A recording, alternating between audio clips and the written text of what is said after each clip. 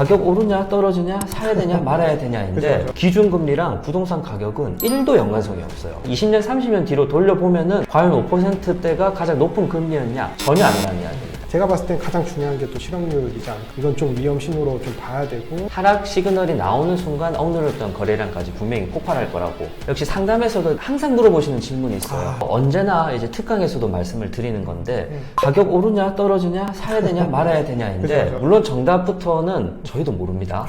그렇죠. 하지만 보여드릴 수 있는 자료들은 많아요. 네. 그래서 결과적으로 그래프부터 한번 보면은 기준금리랑 부동산 가격은 1도 연관성이 없어요. 왜냐면은 이제 요거는 아주 강력하게 말씀드릴 수 있는데 지금 한 70년치 그래프죠. 네네. 프레드에서 가져올 수 있는 볼 수 있는 그래프를 이제 기간을 다 끌고 왔습니다. 1980년 초반만 보면 기준금리가 20%이래요. 무슨 고금리 이제 상금융 수준도 아니고. 그리고 지금 한 5%에 왔고 뭐 올린다 만다 얘기가 있죠. 그런데 이 기간 동안 메디안 셀 프라이스는 1965년부터 나오죠. 네. 아, 어떻습니까? 지금 꾸준히 상승하고 있죠. 점진적으로 상승을 하고 있거든요. 그렇죠. 근데 보시면 제로 금리 시절도 있고 막 10%대 유지됐었던 기간도 있고 저희가 좀 이따 얘기할 건데 90년 후반에 버블닷컴 이제 그때 시절에도 무려 5% 이상이 지금 몇 년이죠? 5년이 유지가 됐거든요. 네네. 심지어 요 기간에도 한 3만 불 정도 올랐단 말이죠. 네네.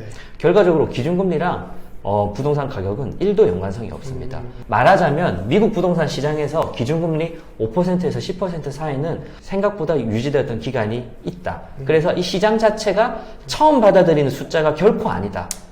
그렇기 때문에 지금 연초에 왜 하락장이 왔을까라고 좀 곰곰이 생각을 해보면은 어쨌든 인플레이션이 너무 올랐잖아요. 그렇죠. 이걸 떨구기 위해서 좀 선제적으로 미 연준에서 액션을 진행을 한 건데 어디까지 올릴지를 몰랐어요. 그런데 이제는 요 정도까지 오니까 한 지금 인플레이션이 한 4% 그대로 떨어졌죠. 떨어졌죠. 사실상 이제부터 본 게임이라고 생각을 하는 겁니다. 기준금리를 지금까지 여기서 5%인데 여기서 한 5.5, 6%, 6.5까지 올린다 한들 과연 여기 4%에서 기준금리 상승만으로 인플레이션을 2%대까지 떨어뜨릴 수 있을까는 지금 연준에서 근본적인 의문을 품고 있다는 거거든요. 왜 의문을 품고 있냐 하면은 사실 지금 실업률이라는 고용 지표를 좀 중요하게 보셔야 됩니다. 연준에서 이거를 현재 실업률을 가장 큰 골칫거리로 지금 여기고 있어요. 그렇죠. 생각보다 실업률이 좋은 거죠. 오히려. 좀 실업률이 올라서 경기 침체를 어느 정도 유도를 하고 있는데 실제적으로는 아직 실업률이 굉장히 탄탄하고 고용이 너무 잘 되다 보니까 인플레이션이 이렇게 쉽게 내려가지 않고 있는 그런 상황인 거죠. 맞습니다. 그래서 실업률이 최저라는 건 어떤 의미냐? 일반 기업들이 조금 웃돈을 주고서라도 구직자들을 좀 빨리 자기 회사로 데려가려고 하는. 근데 이런 상황들이 좀 전반적으로 퍼져 있다 보니까 아무래도 소비를 촉진시키는 좀 부분이 있죠.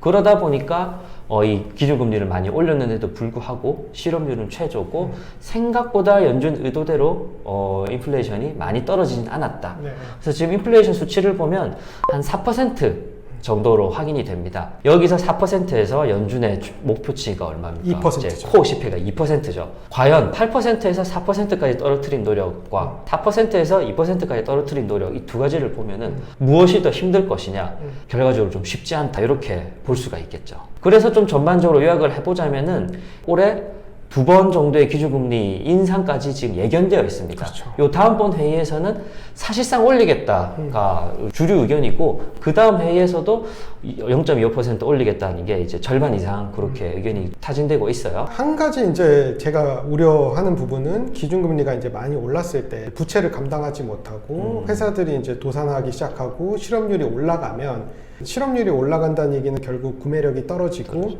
이제 그렇게 되면 폴클로저 되는 집들이 많이 나올 거예요. 경매로 나오는 집들이죠. 2008년 서브프라임 모기지 때 부동산 가격이 급격하게 하락한 이유도 사람들이 모기지 이자를 낼 수가 없어서 실업률이 너무 올라가서 더 이상 낼 수가 없으니까 이 집이 이제 경매로 넘어가게 되는 거죠. 그런 이슈만 아니라면 저는 미국 부동산 시장도 올해 하반기에 굉장히 좋을 거라고 생각을 하고요. 제가 봤을 땐 가장 중요한 게 또 실업률이지 않을까. 실업률이 올라가면 이건 좀 위험 신호로 좀 봐야 되고 부동산 가격도 좀 유심히 봐야 되지 않나. 하지만 지금까지는 봤을 때, 지금까지 어떤 데이터로 봤을 때는 괜찮아 보인다 이런 결론을 좀 내릴 수 있을 것 같아요. 네, 그래서 요약을 해보자면은 최소한 올해는 보합을 유지할 것이고 기준금리가 상승 혹은 유지되더라도 그 자체만으로는 부동산 가격에 영향을 끼치진 않을 것이다.